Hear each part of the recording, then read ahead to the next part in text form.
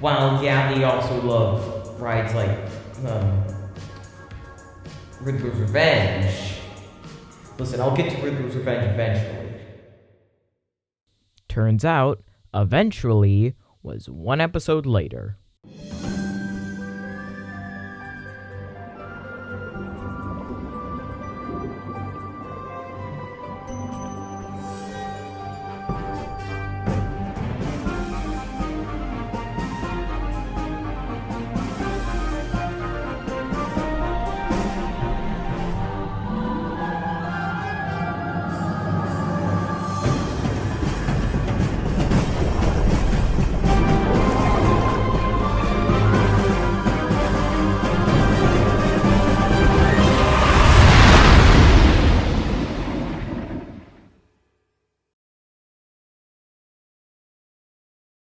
You know how in the last video I mentioned something about Riddler's Revenge and compression, and how I was going to get to it eventually?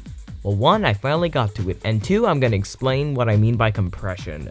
This is a review of Riddler's Revenge at Six Flags Magic Mountain, specifically specifying the park name because Six Flags cannot stop reusing freaking names. How many Batman the rides are there at this point? Jeez, that's a lot.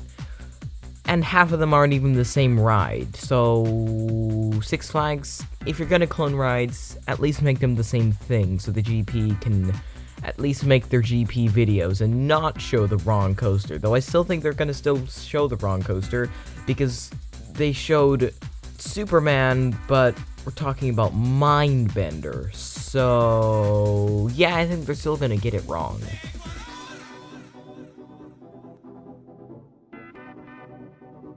After 2 episodes of having literally below 5 in the theming score for X2 and Scream, we finally have a ride that's going to get above a 5 for the theming rating, because the theming for Riddler's Revenge is actually pretty good for Six Flags.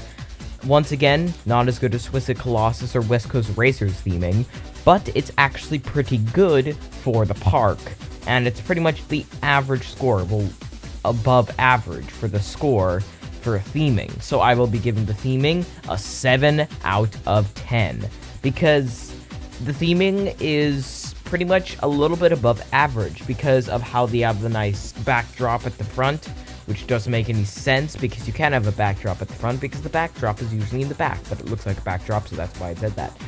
And also the station, which with how it's decorated with a bunch of question marks.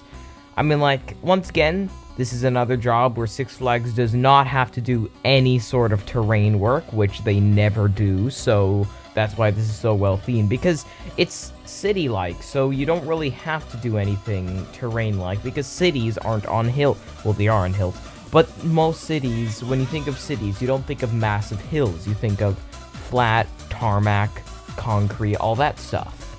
So, 7 out of 10.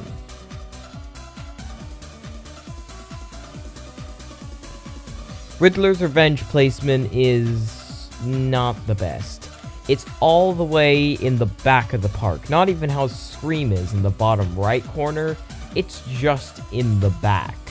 Near West Coast Racers and Batman the Ride, the inverted coaster. And you can get there easily because it's not that hard to walk around the park. But it isn't as easy to get to as something like Full Throttle, Goliath, Twisted Colossus, or even Scream if you want to stretch it.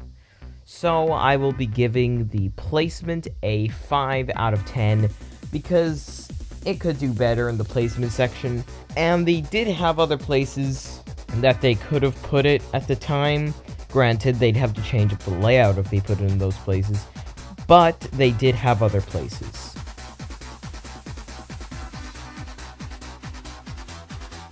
The GP f***ing hate this ride. It's just, it always has a f***ing 9-minute wait every single day. It's just, why? Why does Six Flags even keep this around? B&Ms are really expensive to have. B&Ms are really expensive to maintain. Well, I mean, like, they don't break down that much, so, but they're really expensive to build, and no one even rides it. Yeah, people rode it, you know, it's a new ride, it's Six Flags Magic Mountain, why wouldn't they ride it? But no one even goes on this. It had a 5-minute wait on April 1st of 2021, the day notorious for 90-minute long rides. It was just like Viper, which I also hate. It had a 5-minute wait throughout the entire day. It was a freaking walk-on. So this gets a freaking 0 out of 10.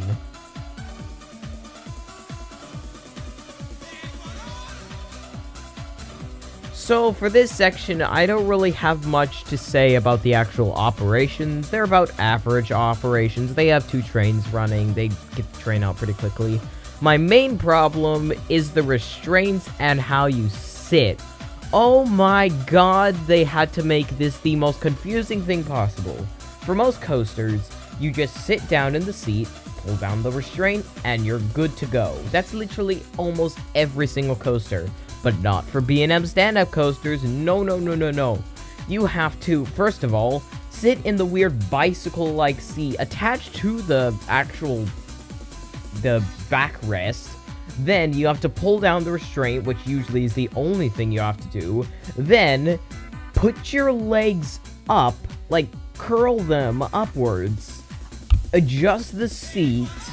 Then put them back down, hope that the seat doesn't rise up like it did for me, and then they will lock it right before it dispatches. Right before it dispatched for me, my legs went up like an inch right before they dispatched, and I'll explain how that affected the ride after we talk about, well, the ride. I forgot to say the score. The operations get a 3 out of 10.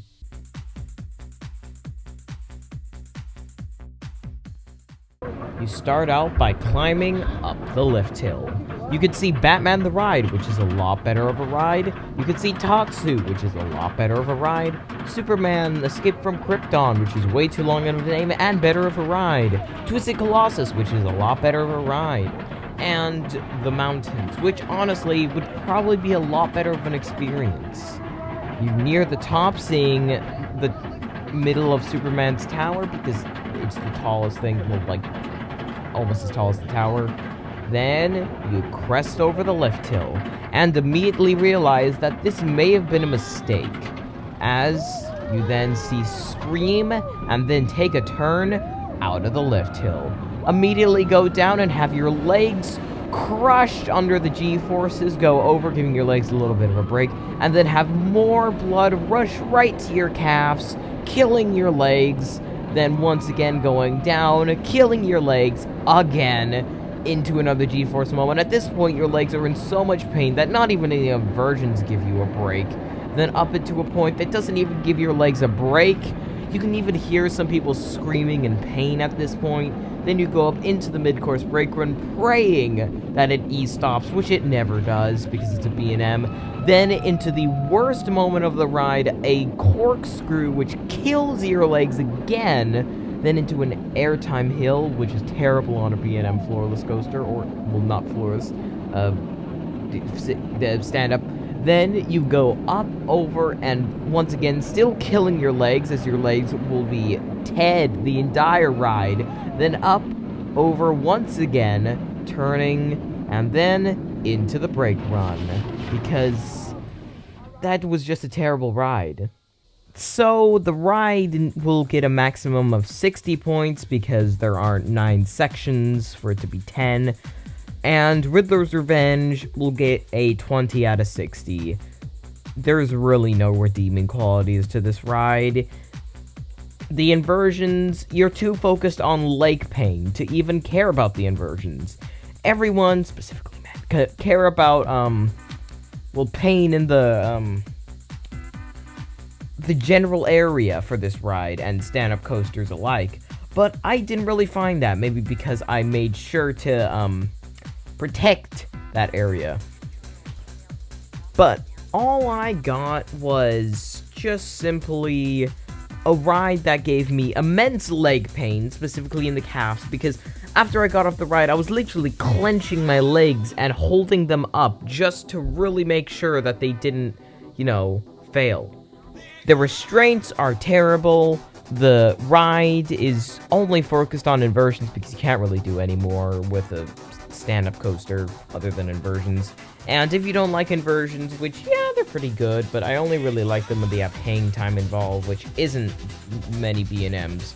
So, yeah, Riddler's Revenge isn't really that good of a ride, even if you didn't get the leg pain, because standing up on a roller coaster, I mean, like, come on.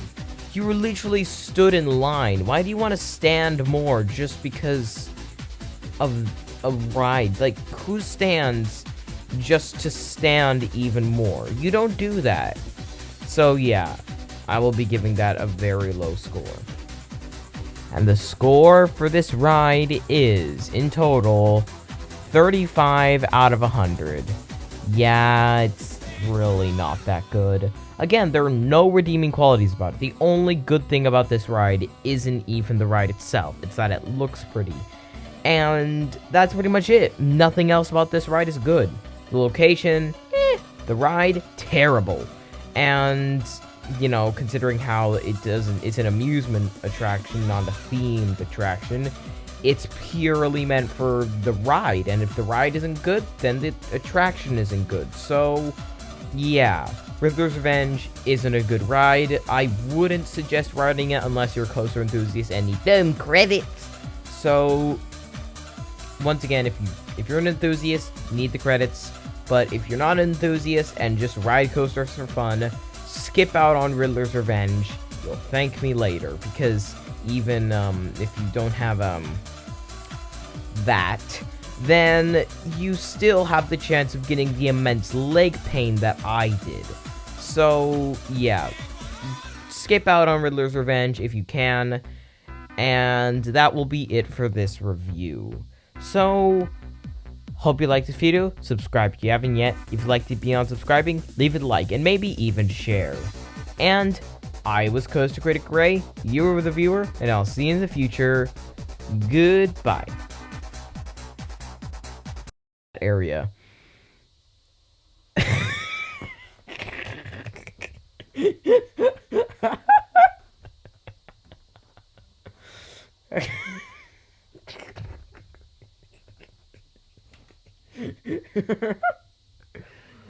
Why did I leave a pause?